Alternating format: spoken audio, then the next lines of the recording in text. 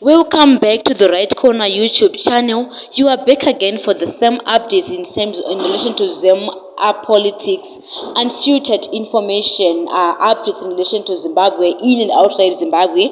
Yeah, so apparently analysts have dismissed suggestions by opponents of the ruling party that there was a low turnout from regional and international leaders at President Emerson Mnangagwa's inauguration that was held at the National Sports Stadium on Monday in Harare following his re-election.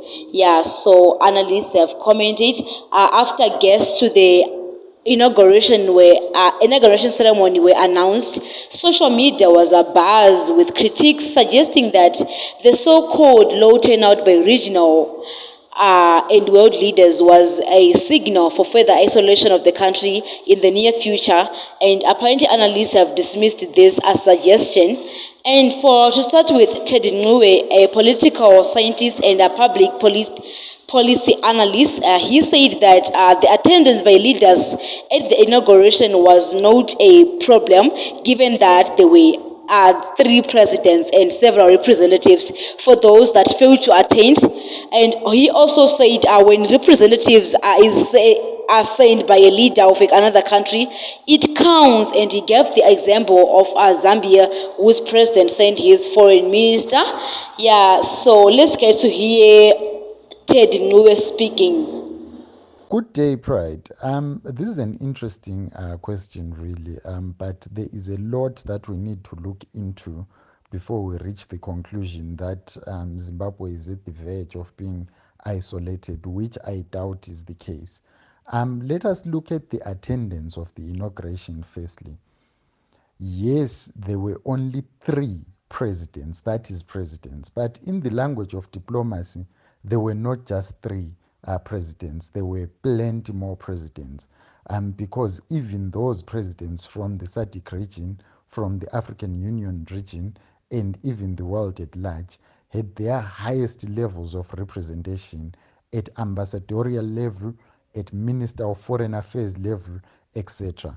So, in the language of diplomacy, when representation is sent by the presidium of another country, it counts as representation. So, look at Zambia, which sent its Minister of Foreign Affairs. It effectively means that Zambia was there.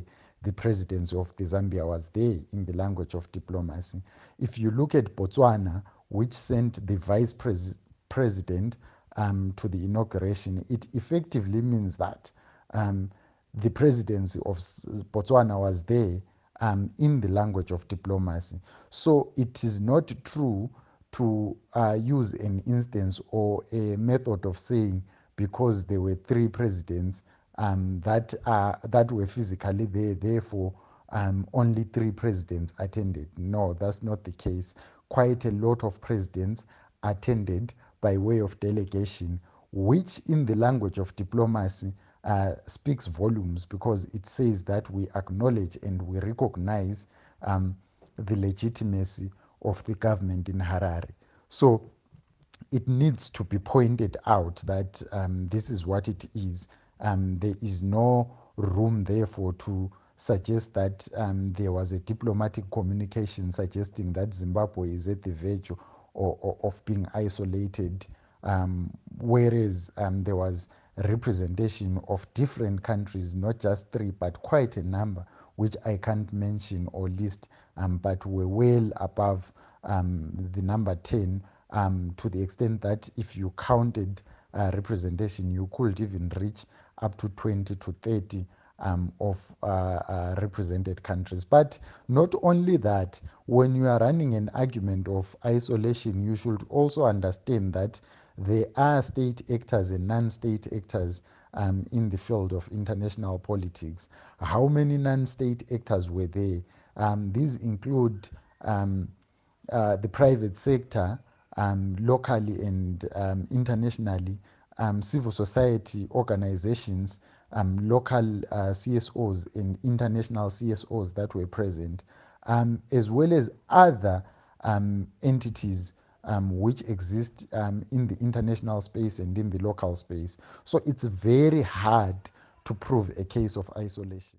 Metuseli Moyo, another political analyst, spoke that nothing was amiss and that some regional and international leaders were represented at some levels by either embassies or their ministers, and therefore it is too early for anyone to conclude that Zimbabwe is headed towards increased isolation. Let's get to hear him speaking. Hello, Pride. Yeah, this is Metuseli speaking. Yes, to start with, we don't know how many for sure, how many heads of states were invited. Assuming the said number were invited, naturally, I don't think there was an expectation that all of them would turn up. But still, even if they did not turn up, they were represented at some level, either by their foreign ministers or even by their embassies, because an embassy represents its country and its leader wherever it is being hosted. So therefore, it is too early for anyone to conclude that because of non-attendance or low attendance, Zimbabwe has been isolated. No. Even if that was the case, I think Zimbabwe still has got the means, to go out on a diplomatic offensive to continue the re-engagement efforts. And we're hopeful that in the not so long future, that program of re-engagement will continue to gather momentum.